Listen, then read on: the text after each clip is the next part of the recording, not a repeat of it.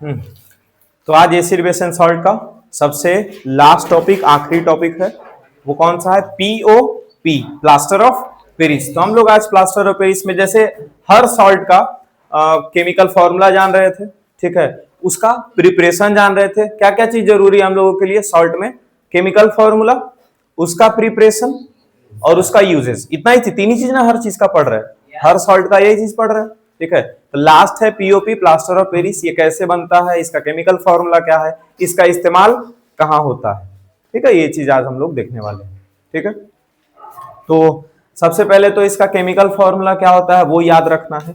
इसका chemical formula है CuSO4 होगा ना, CuSO4 डॉट हाफ H2O। 12 पढ़ लिए हो क्या? 1/2 पढ़ रहे हो, ठीक है। CaSO4 calcium, CaSO4 dot half H2O। इसका केमिकल फॉर्मूला तो ये हुआ, इसको पढ़ेंगे कैसे? CaSO4 डॉट हाफ H2O हर बार बोलेंगे नहीं, इसको लिखते कैसे या पढ़ेंगे क्या? कैल्शियम सल्फेट, कैल्शियम सल्फेट हो गया। और 1/2 को क्या पढ़ेंगे? हाफ हेमी, क्या पढ़ेंगे? हेमी। अरे हेमी स्फीयर पढ़े हो? स्फीयर का आधा को हेमी स्फीयर बोल देते हैं, हेमी सेमी ये सब होता है आधा, समझ गए? Hemi hydrate, calcium sulphate, hemi hydrate. Hydrate मतलब क्या? वाटर मॉलिक्यूल्स है वहां पे, ठीक है। Calcium sulphate, hemi hydrate. चलो इसका प्रिपरेशन पढ़ते हैं। इसका प्रिपरेशन प्रिपरेशन इसका कैसे हम लोग करते हैं? तो सबसे पहली बार ना जो प्लास्टर का इस्तेमाल हुआ था वो प्लास्टर जिप्सम से ही बना था, और जिप्सम जो था वो पेरिस का था। जिप्सम कहां से प्राप्त किए थे हम लोग? पेरिस से प्राप्त किए थे। और उस पेरिस वाला जिप्सम से हम लोग क्या तैयार किए थे? प्लास्टर तैयार किए थे। इसीलिए इसका नाम क्या पड़ गया? Plaster of Paris. जो घर में सीलिंग वगैरह, फॉल सीलिंग होता है ना, सीलिंग वगैरह भी बनाते हैं, तो इसी प्लास्टर ऑफ पेरिस का इस्तेमाल हम लोग करते हैं, समझ गए? कोई डेकोरेटिव डिजाइन वगैरह देना हो, प्लास्टर ऑफ पेरिस से। कितना जगह देखता होगा बाजार में ना, मिट्टी का खिलौना जो बोलते हो बनाता है, ठीक है, या फिर मिट्टी का, चीनी मिट्टी का खिलौना, तो उसमें कुछ कुछ डिजाइन जो इसका इस्तेमाल करके दिया जाता है। तो याद रखना, जब यूजेज लिख रहे होंगे ना तो ये सब यूजेज भी लिखा जाएगा। मेकअप वगैरह का किट भी जिसमें जो बनता है ना, उसमें भी आता है प्लास्टर ऑफ पेरिस, ठीक है। गोरा कर देगा ऐसा है क्या? नहीं। जो फाउंडेशन लगता है चेहरे पे, फाउंडेशन समझते हो? अरे पढ़ाई वाला फाउंडेशन नहीं, फाउंडेशन बैच नहीं, ठीक है। जैसे चेहरा पे ना एक पाउडर या क्रीम जैसा लगता है, ठीक है, तो उसके बाद फिर उसके ऊपर मेकअप चढ़ता है, ठीक है। हाँ, उतना हमको मालूम है, उतना भी मालूम नहीं रहेगा जी, पढ़ाई लिखाई करते हैं ना। हाँ, तो पहले क्या लगाया जाता है? फाउंडेशन। फाउंडेशन किस चीज के लिए? पकड़ के रखने के लिए। फाउंडेशन किस लिए लगाया जाता है? पकड़ के रखने। किसको पकड़ेगा? ये गाल को पकड़ेगा, गाल को भी पकड़ेगा, और फाउंडेशन के ऊपर जो मेकअप लगेगा, लगाएंगे ना, उसको भी पकड़ करके रखेगा, समझे? दोनों को पकड़ेगा। कौन? फाउंडेशन। फाउंडेशन में पाया क्या जाता है? Plaster of Paris. अच्छा, जो सस्ता वाला फाउंडेशन आएगा, ठीक है, तो उसमें प्लास्टर ऑफ पेरिस ज्यादा इस्तेमाल कर देगा। हाँ, सस्ता वाला प्लास्टर, क्यों? क्योंकि उसमें जो और कॉस्मेटिक्स और भी जो उसमें इस्तेमाल होता होगा वो महंगा होता होगा, प्लास्टर ऑफ पेरिस सस्ता होता होगा, इस्तेमाल कर देता है ज्यादा। और इसी के वजह से चेहरा पे कभी कभार क्रैक दिखेगा। मतलब जो मेकअप वगैरह लगा रहेगा ना, देखना चेहरा पे क्रैक नहीं, मेकअप पे लगेगा, ऐसा थोड़ा बहुत क्रैक्स दिखेगा उस पे, ठीक है, डॉट डॉट कुछ दिखेगा, समझ जाना सस्ता वाला इस्तेमाल हुआ है। समझ गए बात को? समझे? होता है ऐसा जी? नहीं कभी देखे हो? ये सब बोल रही हम कहा सर मेकअप वेकअप से दूर दूर रहते हैं, झूठ बोल रही है। ठीक है। हाँ, तो प्रिपरेशन इसका कैसे करने वाले हम लोग? हेलो, जिप्सम को हीट करने वाले हैं। जिप्सम को क्या करने वाले हैं? हीट। अब कितना डिग्री पे हीट करेंगे? 100 डिग्री सेल्सियस पे। कितना डिग्री पे हीट करेंगे? कितना डिग्री पे हीट करेंगे? 100 डिग्री सेल्सियस पे। किसको? जिप्सम को, ठीक है। जिप्सम का फॉर्मूला क्या होता है? तो जिप्सम का फॉर्मूला होता है CaSO4 डॉट 2H2O। CaSO4.2H2O क्या है? कैल्शियम सल्फेट और बाई या फिर डाईहाइड्रेट, इसको ऐसे पढ़ सकते हैं, कैल्शियम सल्फेट बाईहाइड्रेट, नहीं तो फिर डाईहाइड्रेट, DIE वाला डाई नहीं, DI वाला डाई। ठीक है, इसको ऐसे हालांकि वैसा वैसा रूप में लिखा नहीं जाता है, सीधा इसको क्या बोला जाता है? जिप्सम। क्या बोला जाता है इसको?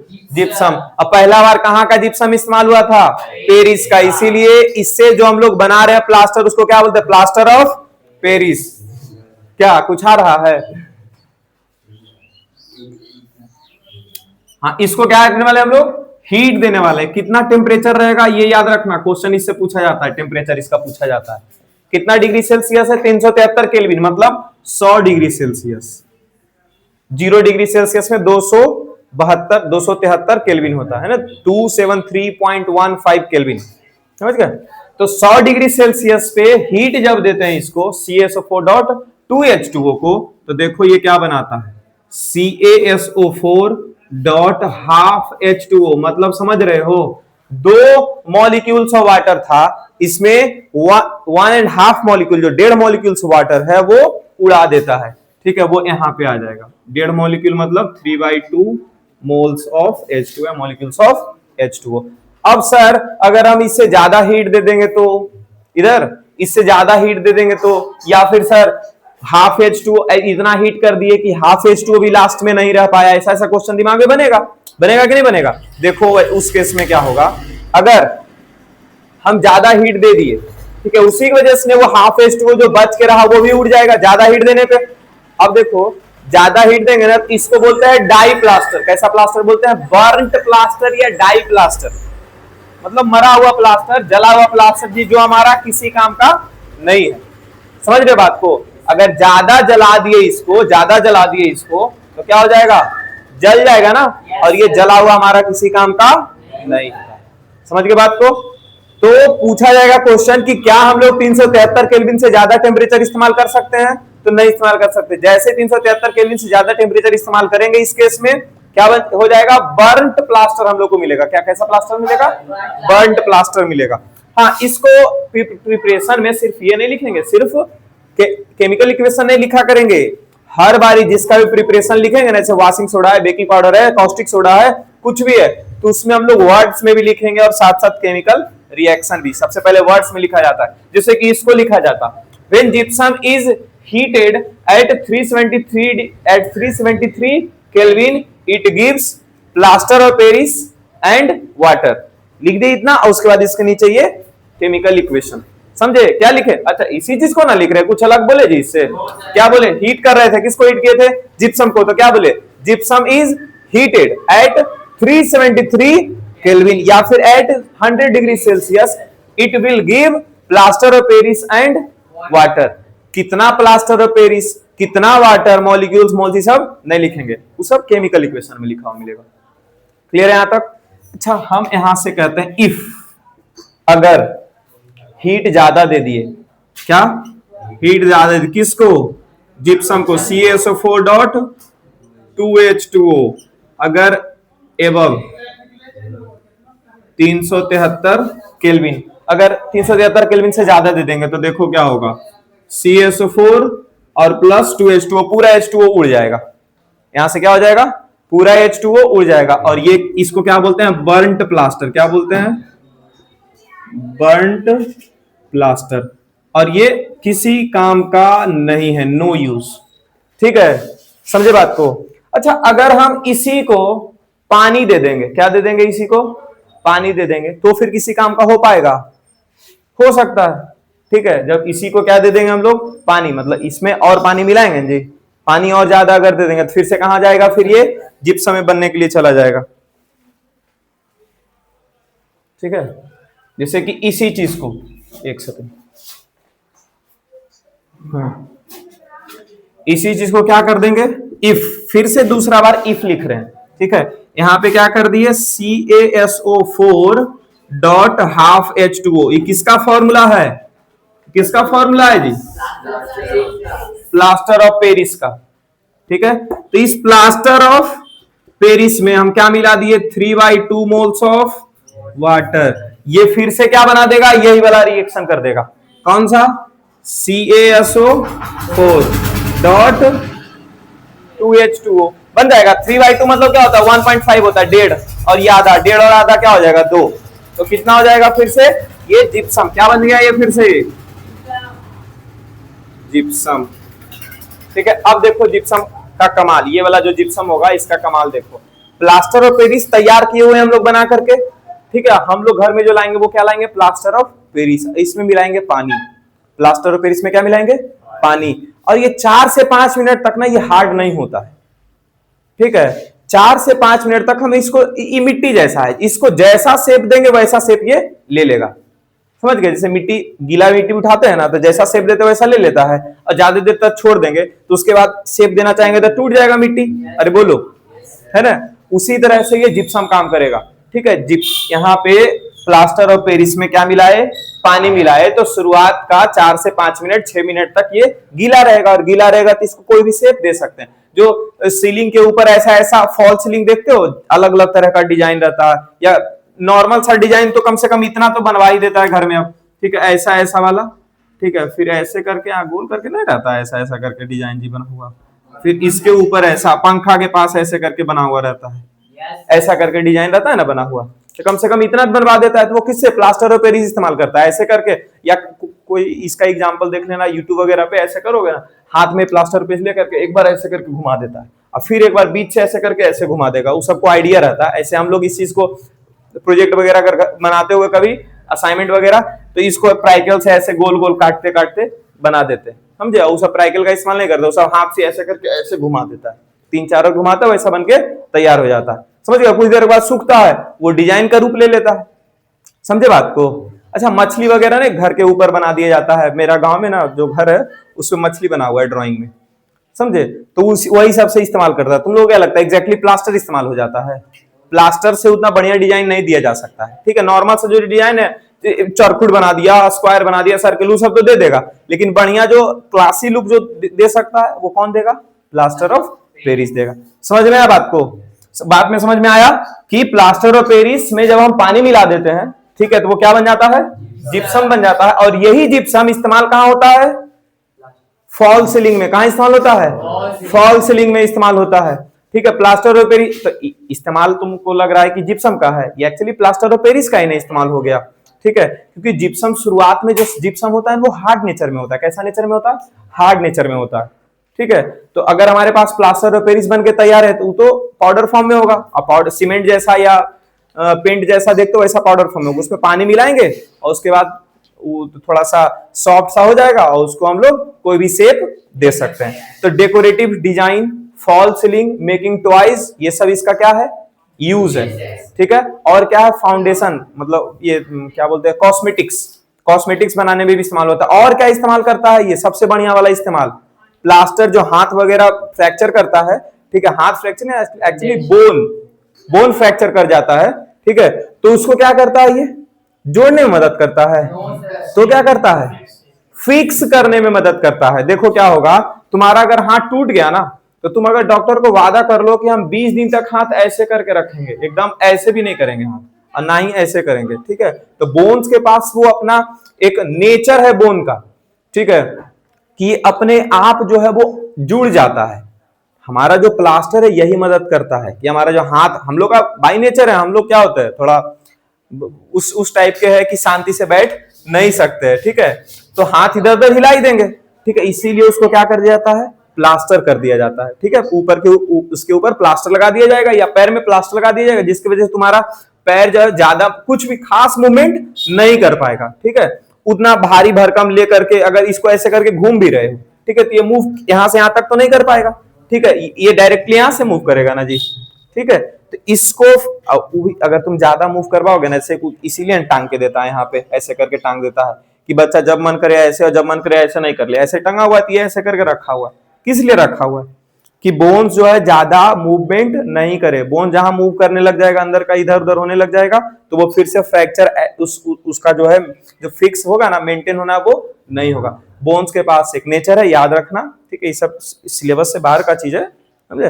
बोन्स के पास एक खुद का नेचर है कि उसको अगर स्थिर छोड़ दिया जाए, ठीक है, तो वो आसानी से क्या कर लेगा, अपने आप फिक्स हो जाएगा। ठीक है, प्लास्टर ऑफ पेरिस उसी चीज को फिक्स करवाने में हम लोग का मदद करता है। क्लियर हो गया? है? हाँ, मैक्सिमम जगह के बोन्स, सब सारा जगह का तो नहीं पता, उतना अंदर हम नहीं जानते, लेकिन हाँ बोन्स का ये बाई नेचर है, ठीक है, कि वो अपने आप फिक्स हो सकता है, लेकिन हम लोग के हाथ या पैर का मूवमेंट की वजह से वो फिक्स नहीं हो पाएगा। इसीलिए 15 दिन 20 दिन 1 महीना कितना का भी टाइम दे दिया था डॉक्टर के पास कि तुम ये प्लास्टर लगवा करके रखो। वो बोन्स का फ्रैक्चर पे डिपेंड करता है कि कितना बड़ा फ्रैक्चर है। क्लियर है? यूजेस लिख दें आप, चलो इसको पहले लिख लो फिर यूजेस लिख देते हैं।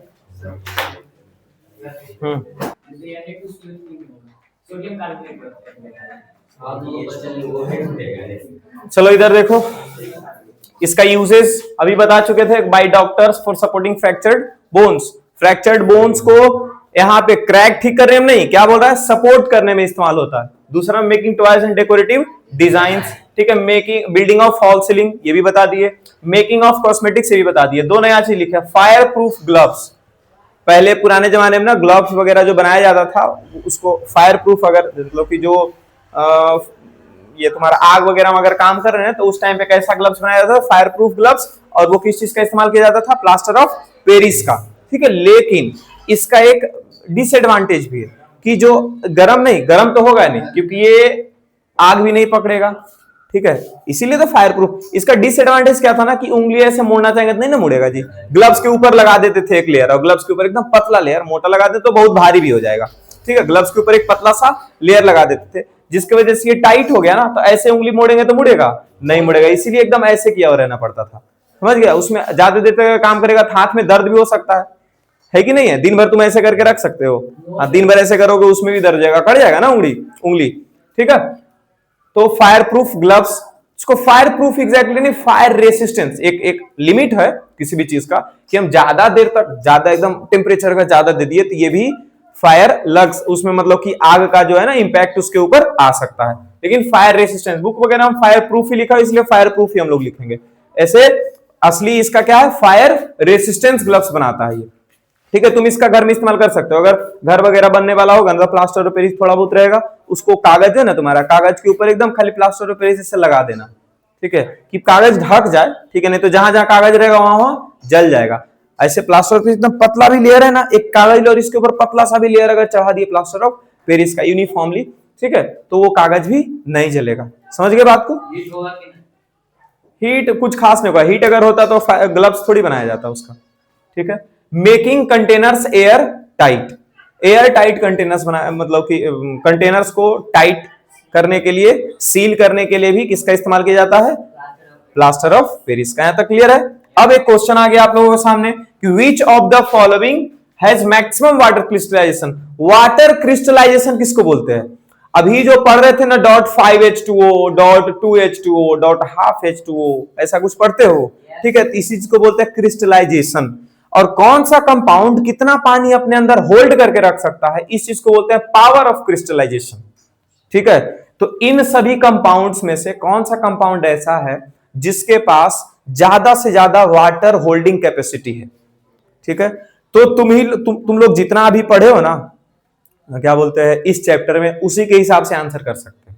ठीक है, अच्छा FeSO4 नहीं पढ़ाए अभी तक लगता है। ठीक है, चलो कोई नहीं, इसका हम बताएंगे। CuSO4 पढ़ाए हैं, अब भी अभी पढ़ाए हैं। CaSO4 अभी पढ़ाए हैं, CaSO4 अभी पढ़ाए हैं। क्या पढ़ाए हैं CaSO4 का? एक तो .12H2O है, तो सबसे कम, हाँ पूछ दिया कि सबसे कम वाटर क्रिस्टलाइजेशन किसके पास है, तो कैल्शियम सल्फेट। ये 4 ऑप्शन भी हो सकता है, इसके बदले ये 4 भी हो सकता है। ठीक है, इसीलिए हम दोनों लिख दिए हैं। तो क्या हो जाएगा, कैल्शियम सल्फेट के पास सबसे कम पावर है क्रिस्टलाइजेशन वाला। कितना है पावर? .12H2O। ठीक है, एक चीज ये, तो इसका मिनिमम, इसका क्या याद रखेंगे, मिनिमम। इसका ये दो तरह से वाटर क्रिस्टलाइजेशन इसके अंदर है, एक तो .12H2O का और एक 2H2O का। तो .12H2O वाला मिनिमम है, .12H2O कौन, प्लास्टर ऑफ पेरिस। ठीक है, FeSO4 के पास होता है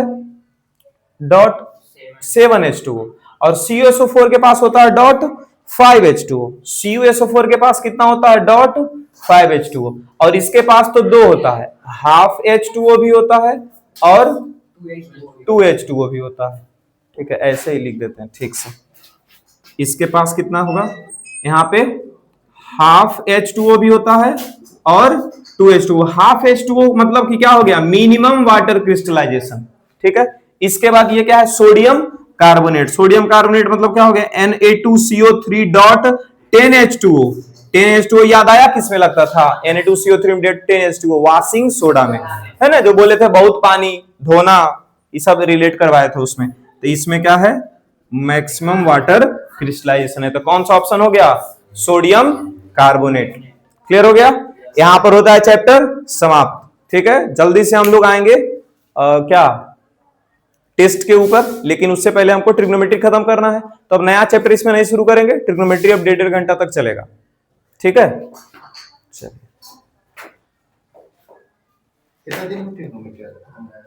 तुम लोग बना